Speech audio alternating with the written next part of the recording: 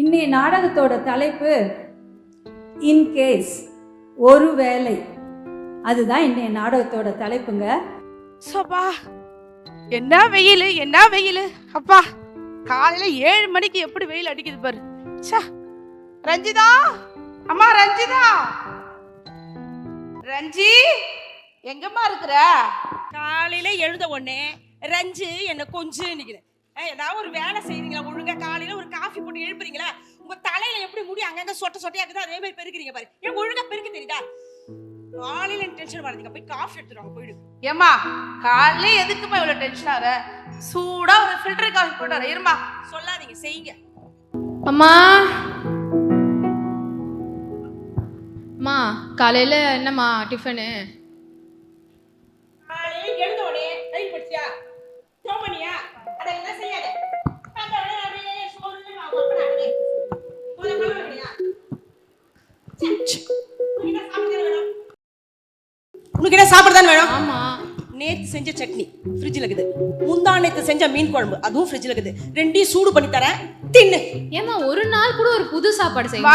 பழைய சோறு தானே எனக்கு. ஸ்வேதா, எதுக்குமா அம்மாட்ட காலையில டென்ஷன் ஆகிட்டு இருக்கிற? தோசை தானே வேணும், அப்பா நான் உனக்கு ஊத்திர தரச்சலாம். Sweet daddy. இந்தம்மா காஃபி குடி. சரி சரி, அப்படி உட்காருங்க சேர்ல. நம்ம பாஸ்ட் சொல்லியிருக்காங்க, ஒரு குடும்பம் சந்தோஷமா வாழணும்னா கணவன் மனைவி டெய்லி 1/2 மணி நேரமாவது பேசணும்.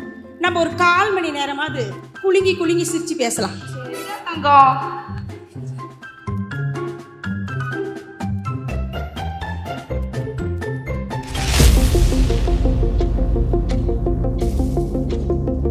என்னது 1/4 மணி நேரம் பேசுறேன்னுட்டு ஐயோ எல்லாம் எகிரிட்டு போகுது.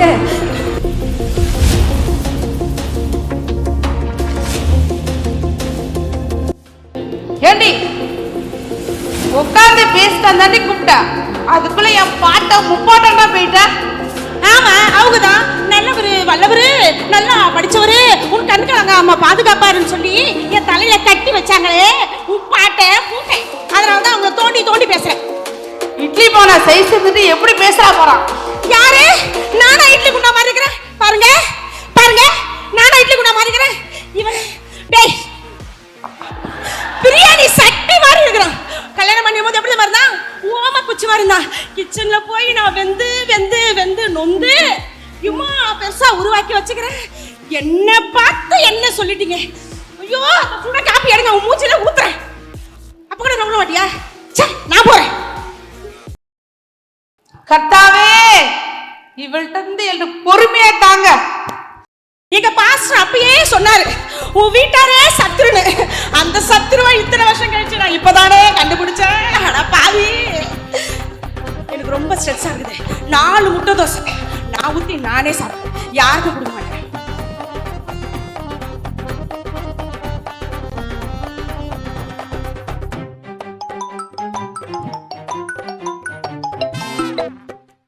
ஹலோ ஹலோ, யாருங்க?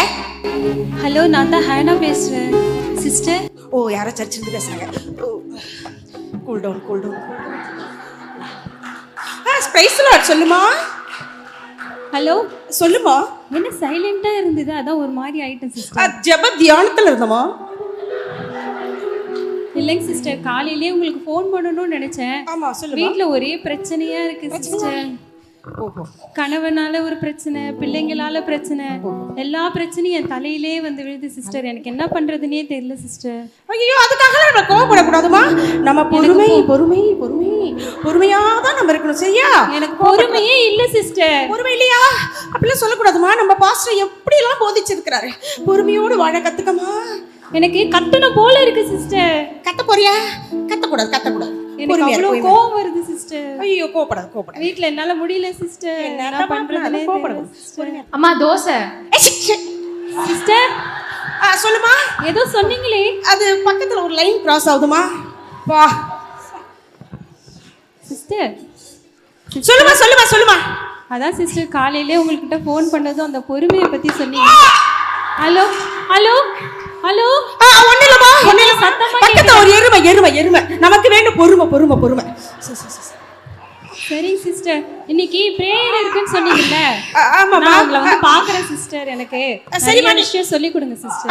நிறைய கற்றுத்தரேன், நேரில் கற்றுத்தரேன். ஓகேவா? நான் வரட்டுமா? சரி சிஸ்டர். வழியில நிற்கிறேன் பாரு. இவ பொறுமையை பத்தி பேசுறாளா? இவளுக்கு ஃபர்ஸ்ட் கர்த்தாவே பொறுமையை கொடுங்க.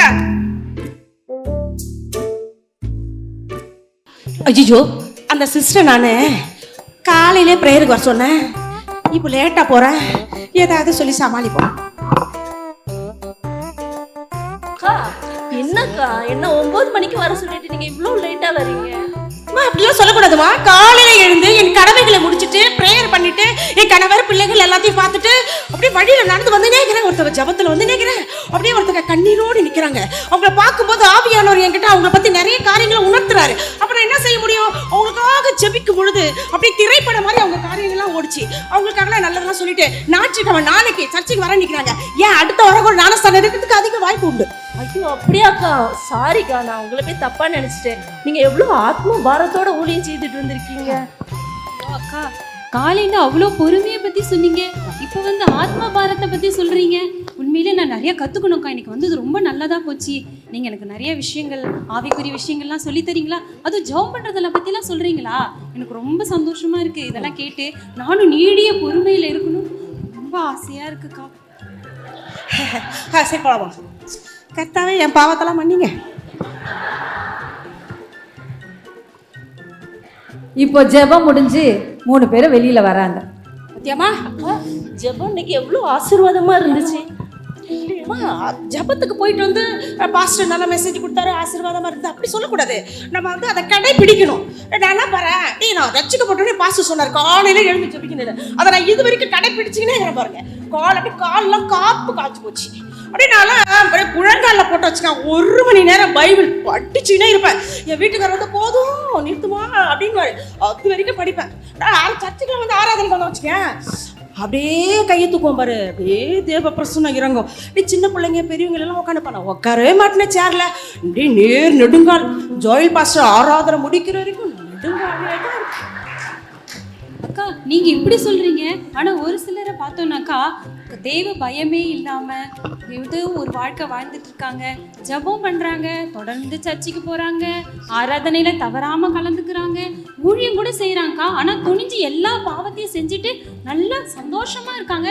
எப்படின்னே தெரியலக்கா, எதனாலதான் உங்களுக்கு தைரியம் வருதுன்னே தெரியல. ஆனா உங்ககிட்ட வேற மாதிரி சாட்சி இருக்குக்கா. உண்மையில உங்ககிட்ட நிறைய கத்துக்கணும்க்கா. அப்போ மதத்தை அவங்களுக்கு எப்படின்னா, நம்ம கூட ஒரு தேவ தூதர் இருக்கிறாங்க அப்படின்றத மறந்துடுறாங்க. அவங்க எப்பயுமே நம்ம கண்காணிச்சுனே இருக்கிறாங்க அப்படின்றத மறந்துடுறாங்க. அவங்களுக்குலாம் தேவ தூதர் பெறமோடு வந்தாதான் அட்டன் போடும். சரி நம்ம போலாமா? அக்கா இன்னைக்கு ட்ராக்ஸ் ஊழியம் இருக்கு, மறந்துடாதீங்க. பேச்சு வாக்கல மறந்துட்டா. சீக்கிரமா வந்துருங்க. நானும் வரேன்க்கா, என்னையும் கூட்டிட்டு போங்க. நானும் வந்து நல்ல ஆத்துமா வரங்குதுமா, உனக்கு வச்சு செய்யறோமா? போயிட்டு வாங்க, டைமுக்கு வந்துடுறேன். ஓகே வா ரஞ்சிதா, வந்துட்டியா? வா இரவு ஜெபம் பண்ணலாம், வாடா. ஃபேமிலி ப்ரேயர் பண்ணணும்னா டிஃபன் வேலை முடிஞ்சிச்சுல, சிங்கில் இருக்கிற ஜாமான்லாம் கழுவிங்க. அப்போதான் நான் ஃபேமிலி ப்ரேயர் வர முடியும். இல்லை நான் ரொம்ப டயர்டாக ஆகிடும். சரிடா உட்காரு, நான் போய் பாத்திரத்தை கழிட்டு வந்துடுறேன். கிளம்பு. ஒரு நாளெல்லாம் நல்லா உருட்டல் பெரட்டல் நல்லா உருட்டி முடிச்சுட்டு ரஞ்சிதம் வந்து உட்காந்தாச்சு. இப்போ ப்ரேயராவது ஒழுங்கா பண்றாங்களான்னு பார்ப்போம். அப்போ பைபிளை திறந்தாலே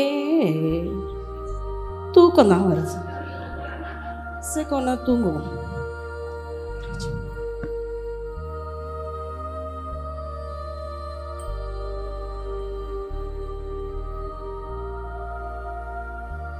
ரஞ்சிதா, ரஞ்சிதா, வழக்கம் போல தூங்கிட்டாளா இப்பயோ? என்ன சொல்றது இவள? போய் நாமளாவது ப்ரேயர் பண்ணுவோம்.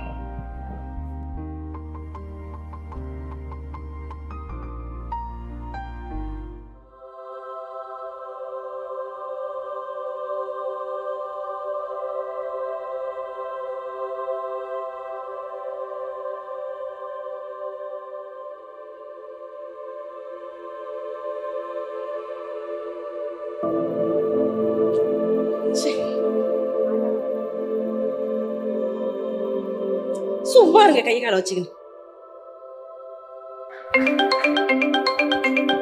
இது வேற ஆளா?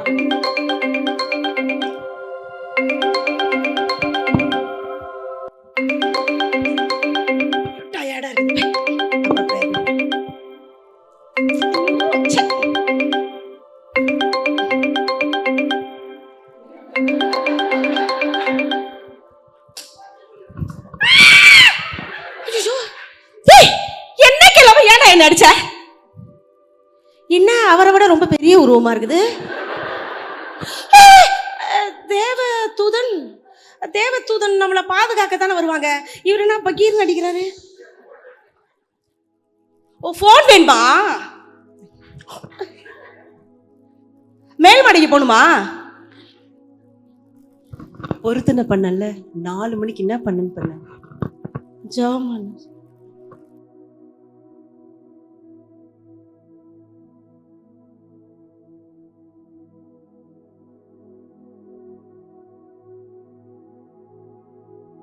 ஆமேன். ஐயோ, ரொம்ப வருஷத்துக்கு அப்புறம் காலை ஜெபம் பண்ணோன்னே ரொம்ப டயர்ட் ஆகுது. ஏங்க எங்க கேக்குறீங்க? ஒரு கப்கா? இதுகிட்ட பெரிய தொல்லையாகுது.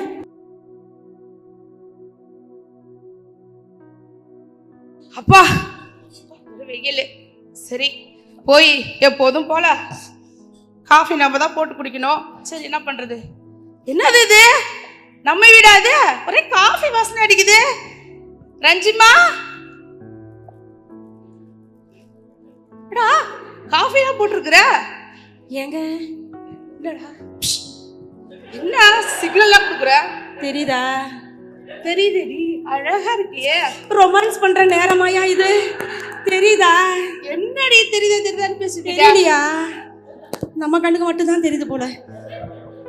போங்க போங்க, டிஃபன் எடுத்துட்டு வரோம். காஃபியை குடிச்சிட்டு போறேன். விட மாட்டான் போல.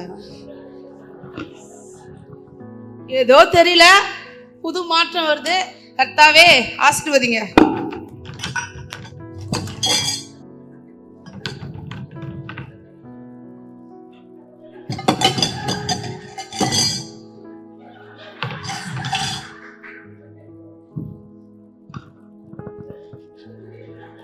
மா, எப்பயும் போல பழைய சோறு போடாம இன்னைக்கு ஏதாவது வெரைட்டியா செஞ்சு கொடு. ஆமா, வரட்டி செஞ்சு கொடுங்க. வரட்டி. கமான். என்னம்மா சூப்பரா இருக்கு டான்ஸ் எல்லாம். அப்புறம் ஐயோ, சரிம்மா டெய்லி இந்த மாதிரி பண்ணுமா. ஒரே மோட்டிவேஷனா இருக்கு. ஸ்ட்ரெஸ் எல்லாம் போதுமா அப்படி? சரி, டயர்ட் ஆயிட்டேன்னு நினைக்கிறேன். எனக்கு தோசை சுட்டு வை, நான் வந்து சாப்பிட்றேன். செஞ்சு கொடுக்குறேன். ஐயோ, என் சுதந்திரமே போச்சு. ஹலோ, பிரேயர் இருக்குல்ல? எத்தனை மணி? 9:10. 10 மணியா? சரி, நான் 9:50க்குலாம் நாங்கள் வந்துடுறேன். சரியா? சரி, வந்துடுறேன். நிறைய வேலைகள்லாம் இருக்குது, முடிச்சுட்டு வரேன். கொஞ்சம் கூட ரிலாக்ஸேஷன் இல்லையே. கொஞ்சம் ரீல்ஸ் அது பார்த்து நம்ம ஸ்ட்ரெஸ்ஸை கொஞ்சம் ரிலீஃப் பண்ணுவோம். நல்லா இருக்குது சிஸ்டர்.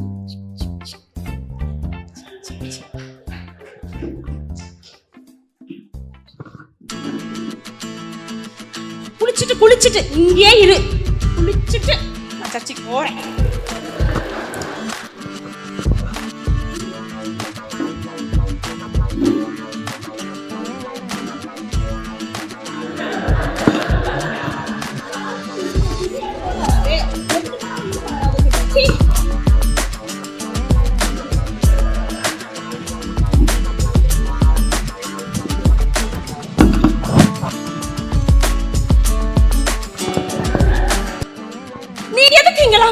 உங்க வீட்டுல எல்லாம் தேட மாட்டாங்களா? பரலோகத்துல யாரு? எப்ப பார்த்தாலும் என் கூடயே இருக்கிறீங்க. என் வேலையே அதான். எத்தனை பேர் எவ்வளவு சந்தோஷமா இருக்கிறாங்க. எனக்கு மட்டும் வந்து வாச்சு எங்க சர்ச்சுக்கு நான் போறேன். இந்த சுடிதாரு அந்த திரிஷா போட்டு இந்த சுடிதார் டைம் தானே? எனக்கு தெரியும். அவ கூட கூடி இருக்கிறியே, அவ எப்படிப்பட்டவ தெரியுமா? அவ ஊரெல்லாம் கதை பேசு.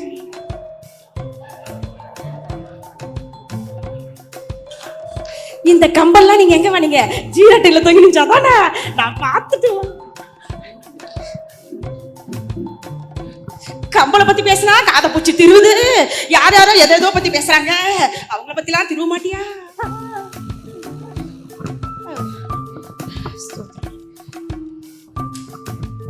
கண்ணை மூடிட்டாங்க. டயர்டா இருக்குது, கொஞ்சம் உட்காருவோம். ஹல்லேலூயா, ஹல்லேலூயா. ரொம்ப மேனேஜ் பண்ணாச்சு. இயேசு கிறிஸ்துவின் நாமத்தில் ஜெபங்கேலும் நல்ல பிதாவே, ஆமென். அக்கா, சொல்லுமா.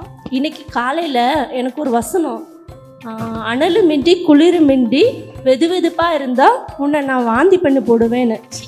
வாந்தி அது ரொம்ப அருவருப்பு. வாந்தியே நீதான். நானா வாந்தி?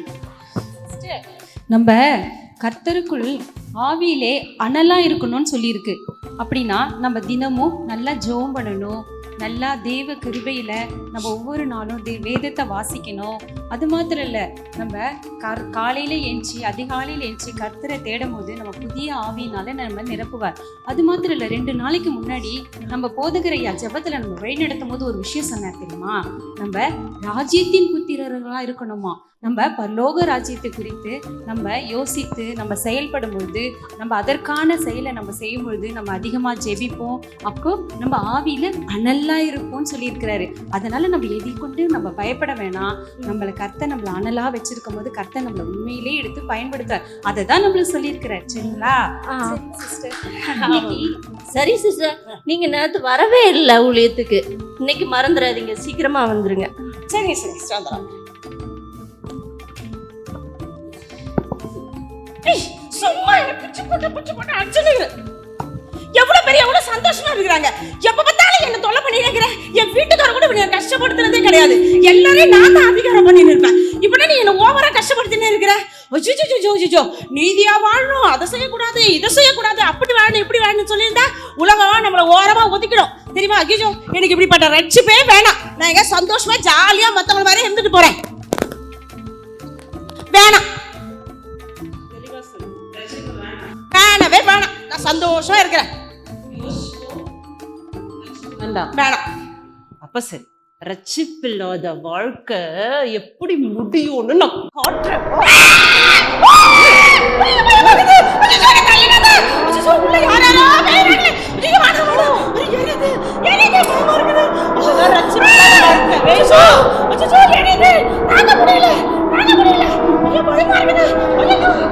நினைச்சு பார்க்கறத விட நரகம் ரொம்ப கொடுமையா இருக்குது. இவ்வளவு மோசம் நம்மளா எரியுது. பயமா இருக்குது பார்க்கறதுக்கு.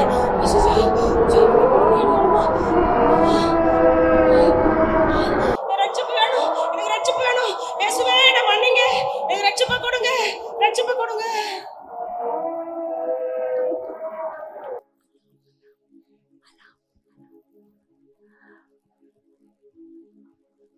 மறுநாள் காலை 4 மணி. ஐயோ 4 மணியா? ஐயோ பிரேயர் பண்ணு. நான் தேவதூதர் வந்து அடிச்சிடுவாங்க. ஏன் தேவதூதரையே காணுமே? ஓ இது எல்லாம் கனவா? கனவுலயே இவ்வளவு மோசமா இருக்குதே. இப்போ நெஜம் எப்படி இருக்கும்? ஐயோ அந்த நெஜத்துக்குள்ள நான் மட்டும் இல்லை, வேற யாருமே போயிடக்கூடாது. ரொம்ப மோசமான இடமாகுது. எவ்வளோ கஷ்டம் நஷ்டம் எவ்வளோ பிரச்சனை வந்தாலும் எப்படியாவது இந்த ரட்சிப்பை நம்ம காத்துக்கணும். இயேசுகிட்ட நம்ம செஞ்ச எல்லா பாவத்துக்கும் மன்னிப்பு கேட்டு நம்ம மனம் திரும்பி தேவன் பாதத்துல விழுந்துடணும். கர்த்தாவே, எட்டி பார்த்ததுக்கு இப்படி மூச்சு வாங்குது. ஆமாங்க, ரட்சிப்பு இலவசம்தான். ஆனா அதை காத்துக்கொள்றது லேசான காரியம் இல்லைங்க. கர்த்தருக்கு உண்மையா வாழணும், பரலோகம் போகணும்னா கொஞ்சம் கஷ்டப்பட்டு தானே ஆகணும். நமக்காக அவர் எவ்வளோ பாடுபட்டு சிலுவையில் மரித்து 3ஆம் நாள் உயிரோடு எழுந்து இப்போ பரலோகத்தில் போய் நமக்காக ஒரு இடத்தை ஆயத்தம் பண்ணி காத்துட்டு இருக்கும்போது நம்ம ஒரு சின்ன கஷ்டத்தை நம்மளால சகிச்சுக்க முடியாதா? இன்கேஸ் நமக்கு கொடுக்கப்பட்ட தூதர் நம்ம கண்ணு முன்னாடி இப்படி வந்தாருன்னா அன்போடு வருவாரா, பெரம்போடு வருவாரா? யோசிப்போம்.